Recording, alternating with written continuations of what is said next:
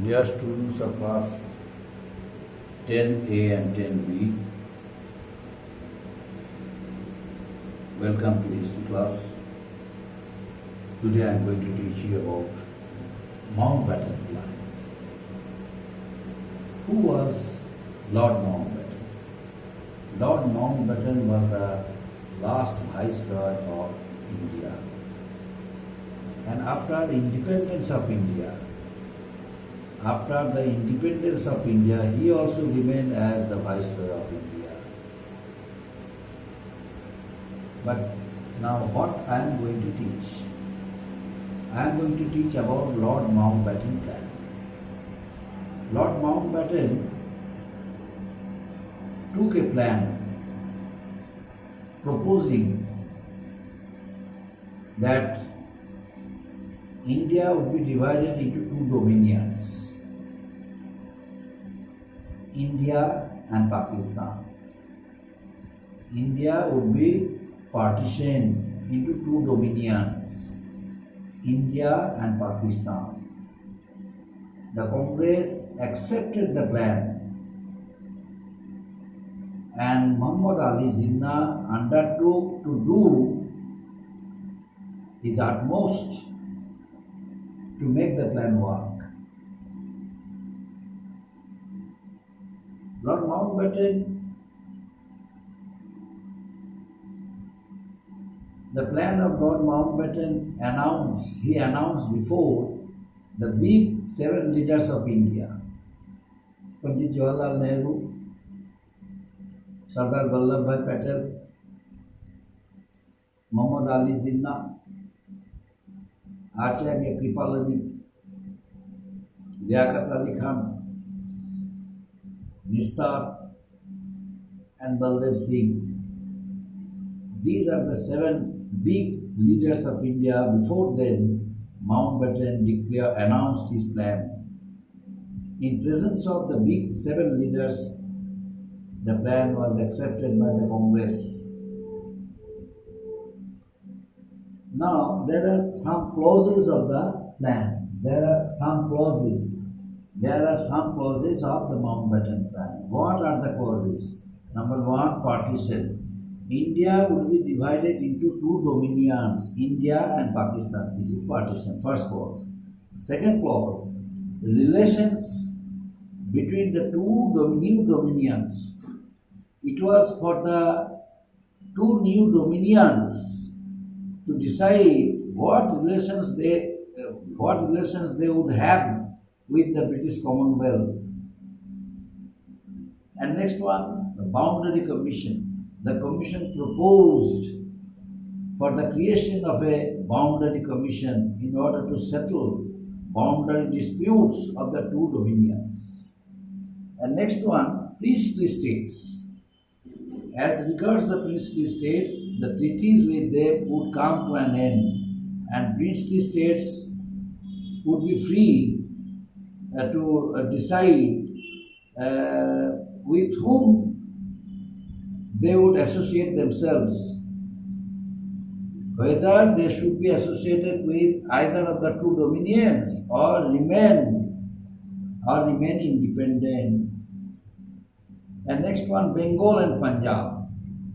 It was proposed by the partition plan of Lord Mountbatten that Bengal and Punjab would be divided, but the division would be done as per the decision of the legislative assemblies. And next one, Sindh. The Legislative Assembly of Sindh was to take its own decision as a special meeting. And Northwest Frontier, there was a Northwest Frontier. The Northwest Frontier, province would be allowed to ascertain whether the people wanted to join India or Pakistan. That priority would be given to Northwest Frontier Province to ascertain whether the people of Northwest Frontier Province would like to remain with East Bengal would like to remain with India or Pakistan. And next point, the district of Sylhet, the Muslim majority district Sylhet, was to decide by a referendum whether they would join East Bengal or remain in Assam. And next point, Constituent Assembly. The existing Constituent Assembly would work or continue to work, but the Constitution has to be framed. The Constitution would have to be framed by it, but the Constitution which would be framed would not apply to Pakistan, but only apply to India. A separate Constituent Assembly would be constituted for those parts of India which decided in favor of partition. The parts of India which decided in favor of partition, only for that parts a constitution would be constituted through Constituent Assembly. Last clause number 10. Transfer of power. This is the most important clause. Transfer of power.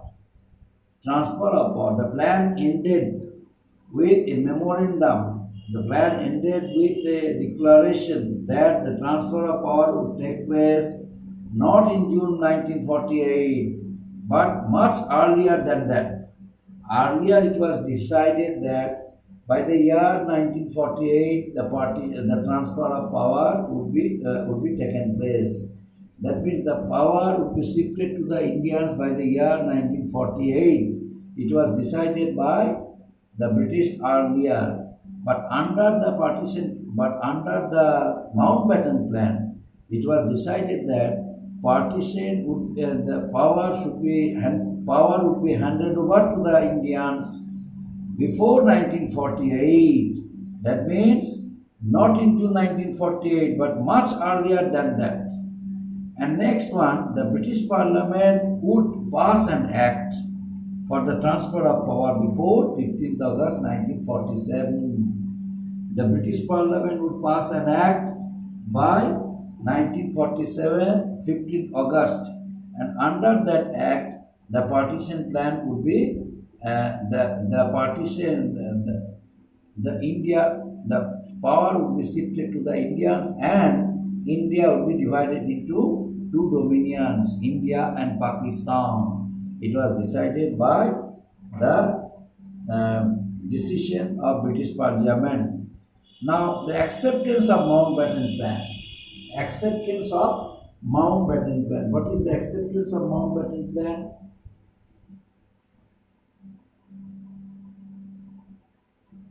What do you mean by the acceptance of Mountbatten plan? Acceptance of Mountbatten plan. Now I am going to discuss about acceptance of the Mountbatten plan or plan.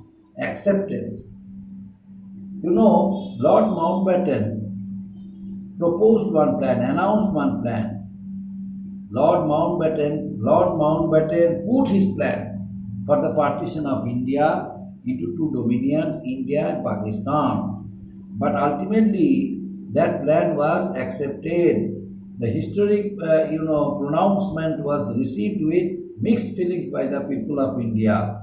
The nationalists deplored the partition of India, while the Muslims of the League, were not fully satisfied with the way Pakistan was divided, but they accepted the plan for partition, since India was divided into two halves.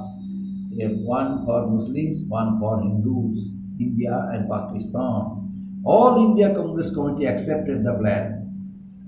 Mountbatten plan was accepted by the All India Congress Committee. The All India Congress Committee accepted the Mountbatten plan. Why? Because they wanted to avoid riots, communal riots. Before the plan was accepted, the communal riot took place in various parts of India. As a result of it, many people died, many properties also were damaged. Many areas also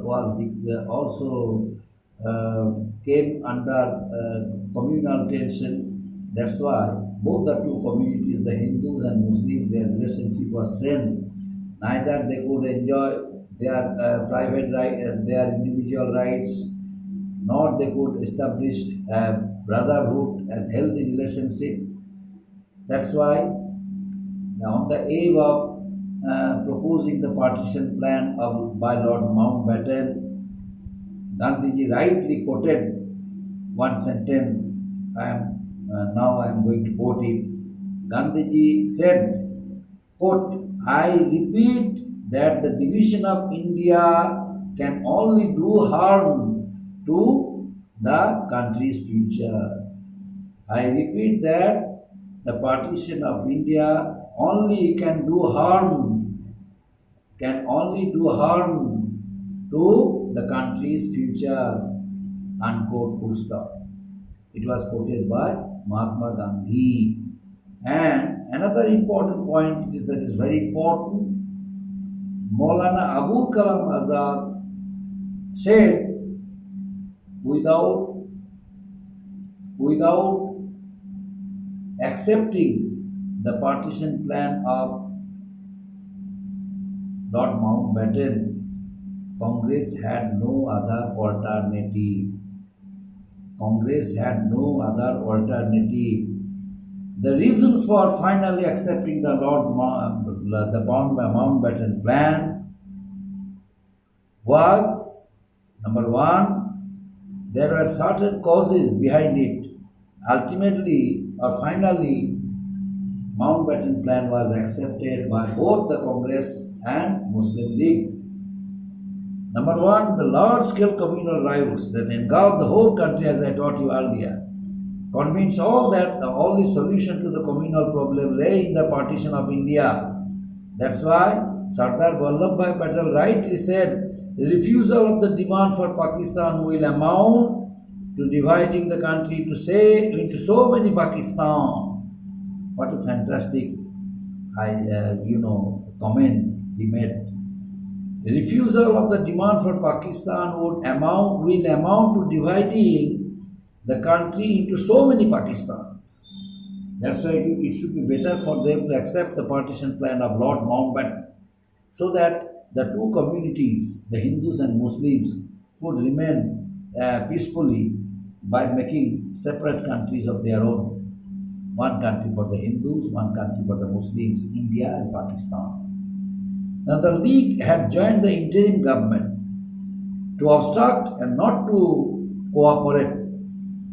Experience of working with the League had convinced that the Congress that it could not have a joint administration with the League according to the system of the Lord Mountbatten plan. It is written in the book, League had joined the interim government to obstruct and not to cooperate.